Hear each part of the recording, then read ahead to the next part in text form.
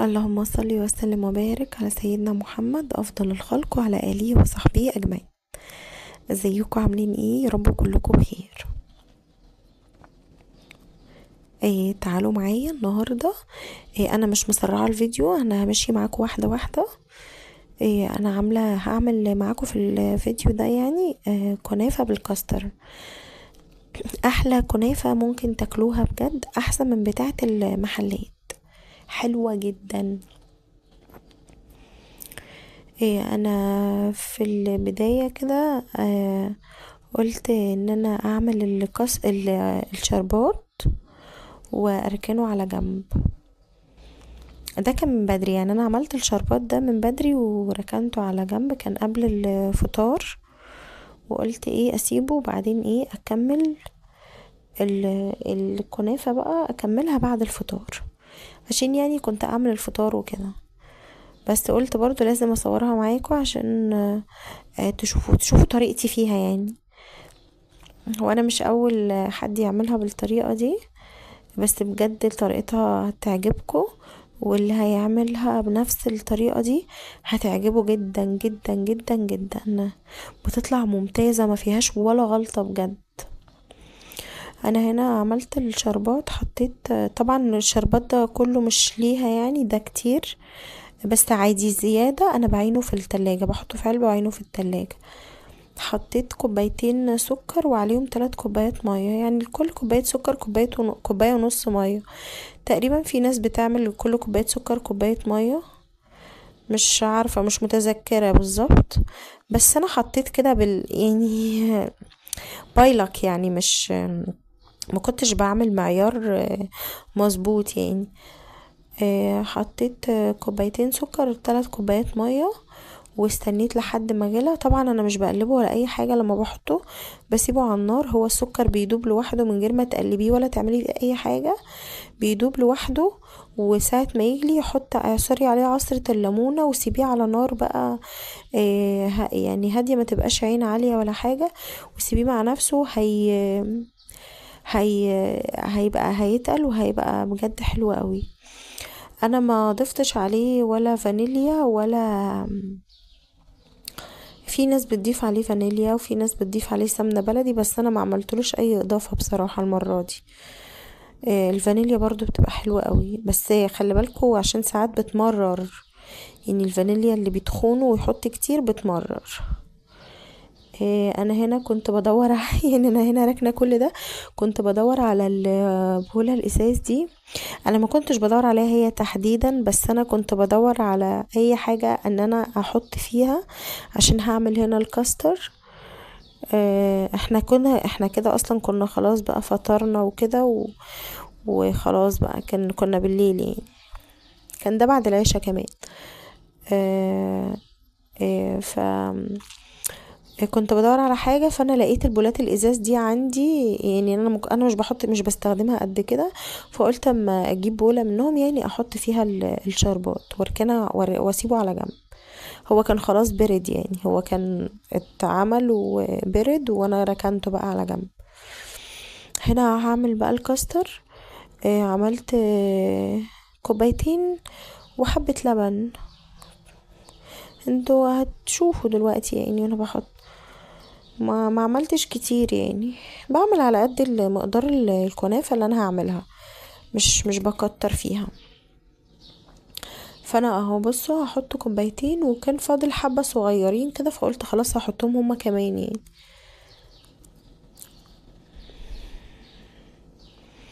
اهو كوبايتين بس، وكان فاضل بقى حبة صغيرين، فقلت خلاص هحطهم لان هما صغيرين جدا يعني، ما يجوش ربع كوباية حتى، حاجة بسيطة قوي. وبقى طبعا كده كل ده اللبن ساقع يعني، مش انا عامله النار مهديه النار جدا. وحطيت بقى معلقتين كاستر بس.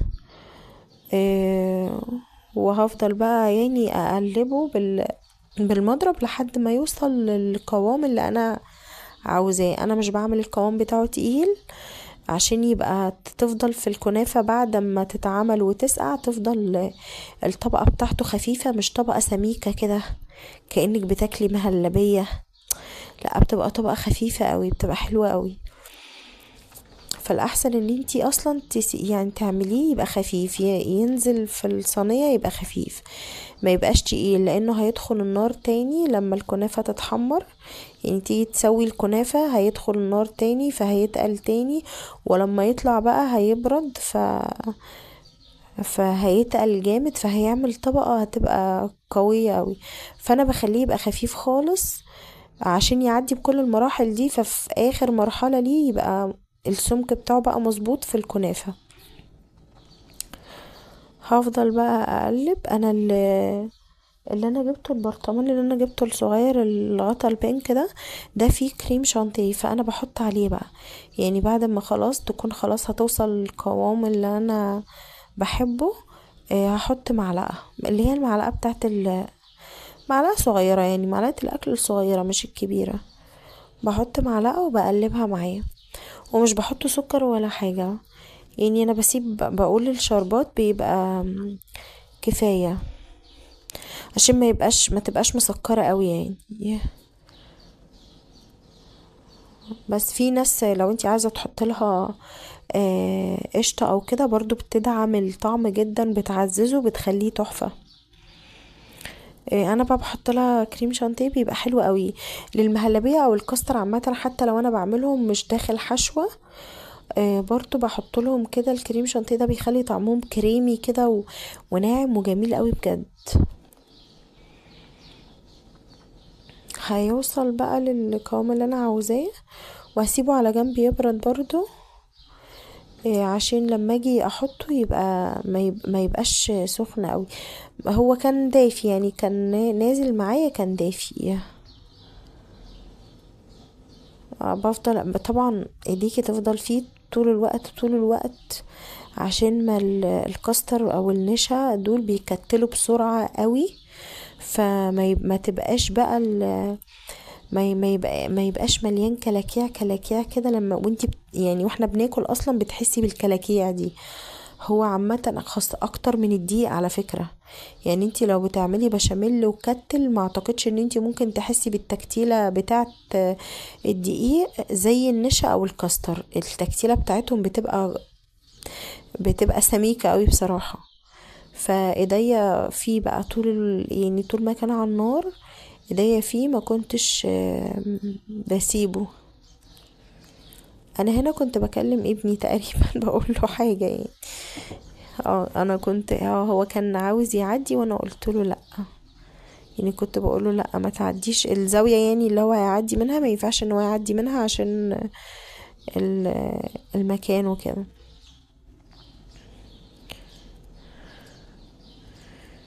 بفضل اقلب بقى.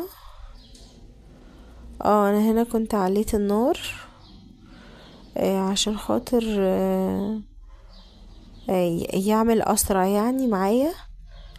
انا كنت مهديه النار خالص عشان الكاسترولة الستانلس دي بالذات. بخاف وانا بعمل فيها اي حاجة انها تتلسع، الحاجة تتلسع مني او تتحرق تشيط. فببقى محذرة جدا وانا بستخدم اي حاجة ستانلس، حتى في اللبن او كده. ليه؟ لانها الحاجات الستانلس دي بتلسع الحاجات بسرعة جدا لما النار تبقى عالية.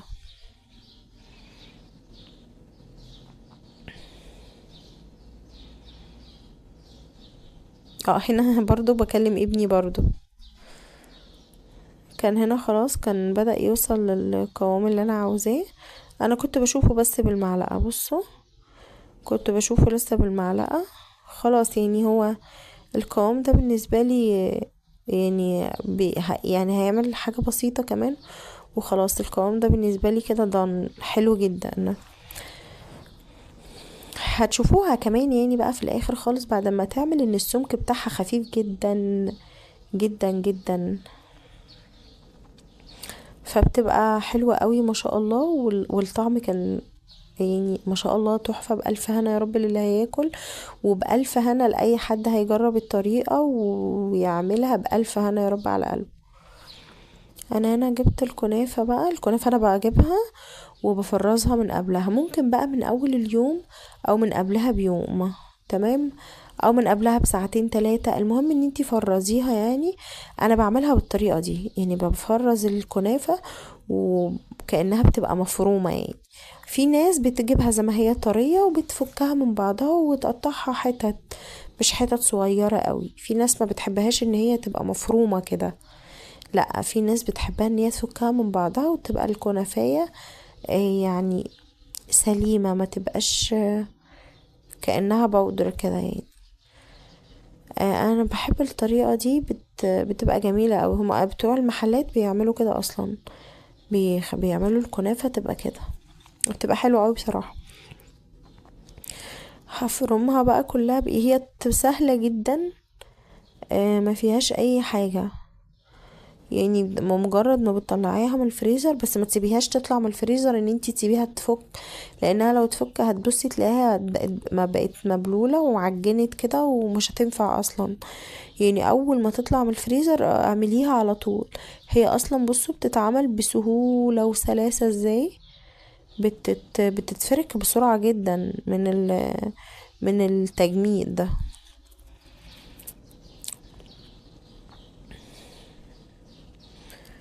هو ده نص كيلو يعني، هيعمل معايا الصينية اللي انتوا هتشوفوها برضو، هيعملها معايا مظبوط. انا كنت ماشية معاكم واحدة واحدة، مرضتش ان انا اسرع الفيديو بصراحة، لان هي حاجة بسيطة يعني. هي حاجة واحدة بس اللي في الفيديو و...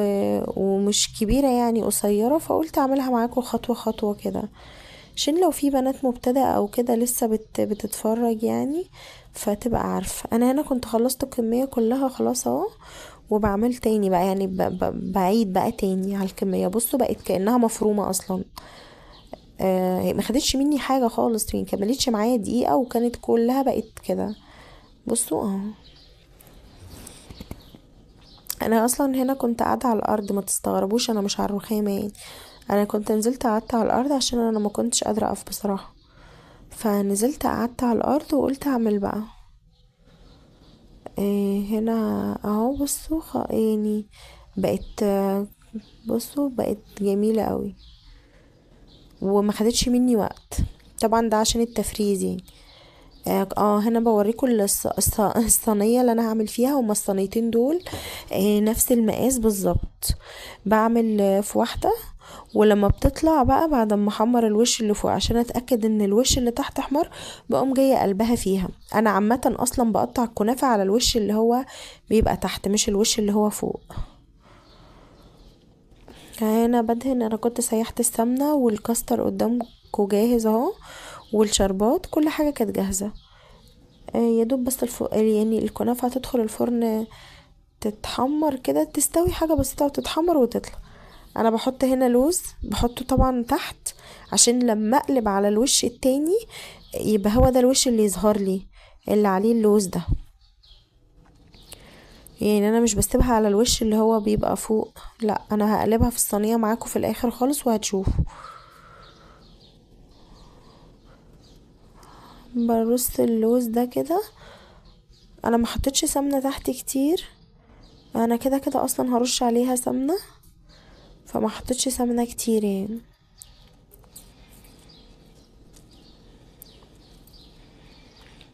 اهو بصوا جميله قوي ما شاء الله. اللوز ده حلو قوي، بيخلي طعمها جميل وبيخلي شكلها جميل برضو.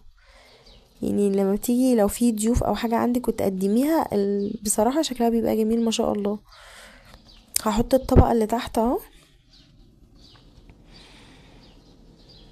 انا بالنسبة لي النص كيلو كان هو تقريبا اكتر من نص كيلو يعني، بس مش كتير يعني. مش بالنسبه لي الكميه دي كانت مظبوطه على حجم الصينيتين دول. وانا اصلا انا جايبه الصينيتين دول قد بعض يعني قصدا، مش ما جاتش معايا بايلك، لا انا كنت يعني وانا بجيب قصدا ان انا اجيبهم قد بعض، عشان وانا بعمل الكنافه اقدر اقلبها في صينيه قدها تانية. طبعا بقى خلاص الخطوه دي مهمه جدا. انا حطيت الطبقه اللي تحت اهو، اهم خطوه بجد. الخطوه دي مهمة قوي قوي قوي عشان تماسك الكنافة، عشان وانتي بتقلبيها لازم نضغط جامد جدا على الطبقة اللي تحت دي. بايدينا بقى. انا هضغط بايديا شوية وبعدين هجيب صينية اهو، هتشوفوا صينية مدورة كده بس هي صغيرة يعني. هعمل بيها، هضغط بيها بقى. لازم نضغط كويس جدا، الطبقة دي لازم تبقى متماسكة في بعضها قوي. انا هنا بكمل الحتت الناقصة، لما بضغط بلاقي ان في حتت ناقصة كده فبكمل الكنافة يعني. اهو انا جبت الصينية اللي قلتلك عليها، الصينية دي صغيرة انا بضغط بيها. بس طبعا انا ضغطت قدامكم كده حاجة بسيطة، بس انا بقى خدتها ونزلت على الارض فضلت اضغط كتير لحد ما خلاص الطبقة دي اهو. بصوا الطبقة دي بقت مسطرة، بجد بقت مسطرة يعني ومتماسكة جدا كلها مع بعضها.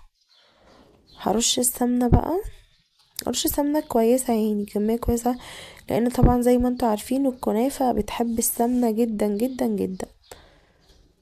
فهرش بقى سمنة عليها كده كويس عشان تبقى شاربة سمنتها كويس. وهيتبقى بقى وهرشه على الطبقة اللي فوق بس بعد ما احطها يعني. جربوها هتعجبكم قوي بجد، وطلعت جميلة قوي وخفيفة ما شاء الله. والطبقة بتاعة الكاستر كانت خفيفة جدا، ودي احلى حاجة فيها بصراحة عشان كل ما تبرد ما بتحسيش ان في سمك جوه الكنافة.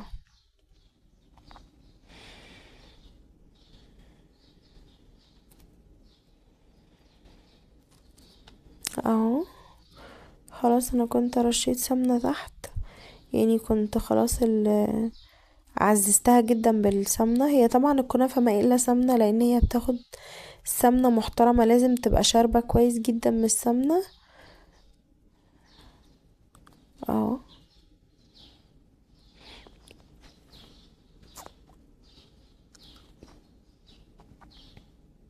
بصوا خلاص الطبقة اللي تحت كده جميلة قوي. هحط بقى الكاستر، انا مش بحط حاجه غير الكاستر يعني، مش بحط بقى اي مكسرات معاها او كده في الحشوه، بحط الكاستر بس. في ناس طبعا بتحط مع الكاستر حشوه، طبعا تسلم ايديها واكيد بتبقى زي الفل ما شاء الله. بس انا بستكفى بالكاستر يعني. لو انا عايزه اعمل بقى بالحشوه بعملها من غير كاستر. اهو هحط الكاستر. كانت الكميه حلوه جدا، كانت الكميه مناسبه ما شاء الله على الصينية. والله انا وانا بعمل يعني وانا بحط قلت ده الكاستر ده مش هيكفي الصينية دي، بس الحمد لله الحمد لله كفى ووفى يعني. طلعت الكمية مظبوطة جدا.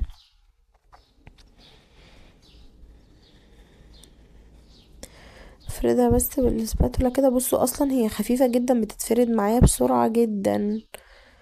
حاولي بقى وانتي بتعمليها ان هي يعني الكاستر ده ما يروحش ناحية الحافة بتاعت الصينية عشان ما يتحرقش. لما تيجي تدخل الفرن وكده وتتمد الكاستر ده بقى يتمدد في الجناب وكده فبيتحرق. فانتي حاولي على قد ما تقدري ان انتي توسطنيه كده، ما يبقاش ايه واصل للحافة فيتحرق جوه الفرن يعني.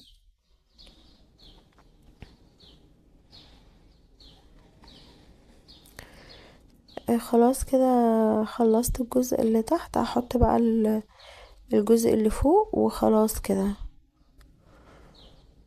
والجزء اللي فوق كان بالظبط. انا والله ما يعني انا معايرتش ولا حاجة، هو بالنظر كده بقى عشان مثلا انا متعودة ان انا اعملها وكده.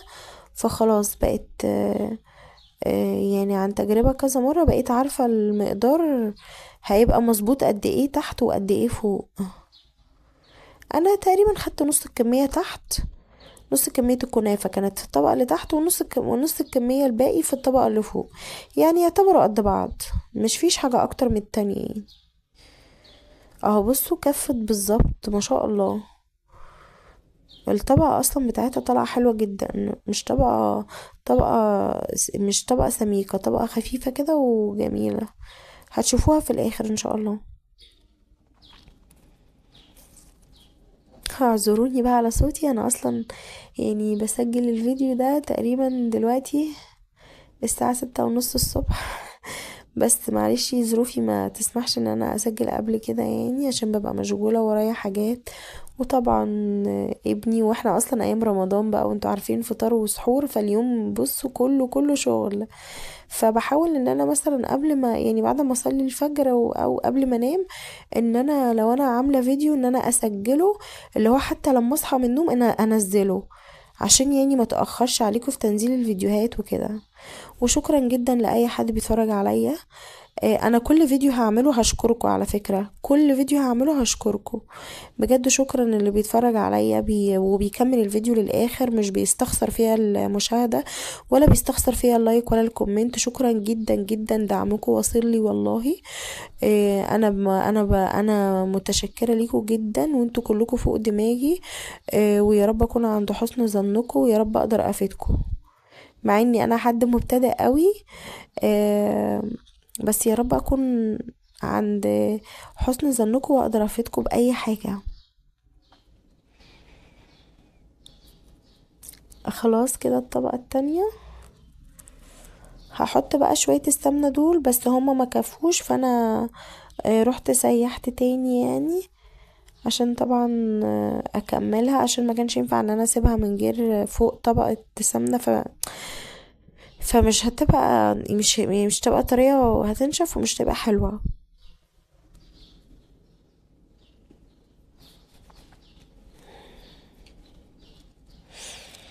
هحط بس اللي معايا دول وهروح اسيح تاني واحط بقى. اهو انا خلاص اصلا كنت سيحت وخلاص وحطيت، برش كده. بس في ناس بقى بتبسسها، يعني بتبسسها بالسمنة خالص قبل ما تحط الكنافة. انا كنت بعمل كده بس بقيتش اعمل كده، بقيت الاقي ان طريقة ان انا ارش دي اسهل. ومش بحكي الدنيا يعني، فقلت تمام حلوة قوي الطريقة دي. دخلتها بقى الفرن، انا دخلتهاش فرن البوتاجاز، دخلتها الفرن اللي هو الكهرباء، وسبتها مع نفسها بقى براحتها. هي خلاص، هي فضلت حبة يعني حبة حلوين، لان انا ما كنتش معليه النار عليها، سبتها بالراحة. هنا انا كنت طلعتها بقى خلاص. هي على فكرة اللون الدرجة دي غامقة مش فاتحة، بس مش عارفة هي ليه ظاهرة كانت ظاهرة في الكادر ده غامقة فاتحة كده. كده خلاص انا كنت قلبتها بقى، بصوا الجمال، حلوة جدا. بصوا الجمال وبصوا لونها. انا عايزة انا كده كنت بوريكم الصينية. اصلا انا لما جيت قلبتها انا عملت الكاميرا، فانا اصلا مش عارفة اقلب، انا مش عارفة اقلب قدام الكاميرا، فقلبتها بعيد. فكنت بوريكم ان الصينية اللي انا قلبتها منها نازلة منها مفيش حتة لازقة ولا حتة متبقية ولا اي حاجة، نازلة ما شاء الله ما شاء الله، تحفة. شفتوا لونها؟ لونها ذهبي وجميل قوي. واللوزة ما اتحرقتش، يعني اللوز اللي فيها ده ما اتحرقش. انا كنت وانا بقلبها قلت يا رب ما تبقاش محروقة، ولا اللوز ده بالذات يبقى محروق، لان اللوز بياخد لون لما بيدخل الفرن بياخد لون. فقلت ايه، يا رب يفضل لونه حلو كده. فما شاء الله ما شاء الله طلعت احسن من توقعاتي، ما شاء الله. بألف هنا للي هياكل وبألف هنا للي هيجرب الطريقة بتاعتي. بصوا انا هنا بقى كنت بحط لها الشربات. انا بحط لها الشربات اللي هو خلاص هي شربت منه خلاص بقى، مش بعمل تاني. مع ان هي معلهاش سكر خالص، ولا الكنافة عليها سكر ولا الكاستر فيه سكر. في ناس بتحط الكنافة اصلا وهي بتحطها بتحط لها سكر بودرة او سكر من التاني ده، بتفركوا معاها يعني. بس انا مش حاطه لها ولا ده ولا ده، فهي قدامي اصلا ما فيهاش اي سكر خالص. هو يا دوب بس الشربات هو اللي هيبقى السكر بتاعها. فبحط بقى اهو بالراحة واحدة واحدة كده، لحد ما خلاص ان هي تشرب الشربات خالص، ما يبقاش فيه شربات يعني يقف فوق او كده. فخلاص يبقى هي كده خدت المقدار بتاعها يعني اللي هي عاوزاه. هي اصلا الكنافة بتحب الشربات وبتحب السمنة، بتحبهم قوي، خاصة لما بتبقى كمية كبيرة يعني. خلاص اهو بصي يعني هشيلها كده. وانا كنت جيت هنا بشيل بالجلاف سيليكون ده، بس لقيت ان الصينية باردة، لان انا نسيت ان انا قلبتها في صينية باردة. اهو جميلة قوي بجد، ما شاء الله، ما شاء الله بجد، حلوة قوي. جربوها ومش هتندموا ابدا، وجربوها واللي يجربها يقولي رأيه ايه وطلعت طعمها ايه. خلاص هنا اخر حاجة بقى. قلت انا ما كنتش هعمل كده، بس بعدين انا قلت هو انا ليه يعني ما قطعتش قطعة معاهم ان احنا نشوفها من جوه، حقهم برضو يتأكدوا من الجودة يعني. فقلت طب خلاص اوكي، اشغل الكاميرا تاني عادي خالص، واوريهم بقى من جوه، اقطعها واطلع قطعة واوريكم من جوه سمك الكاستر وكده، وتتأكدوا يعني من جمالها. كانت هي جميلة قوي ما شاء الله، وعجبت اللي اكل منها يعني. آه، ان شاء الله تجربوها وان شاء الله تعجبكم. اهو هشيل قطعة بقى واوريها لكم آه، عشان تتأكدوا يعني.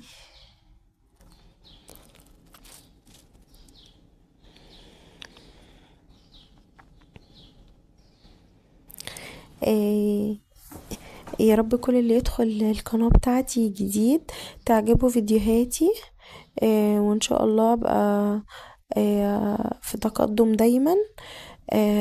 وشكرا لكم على دعمكم.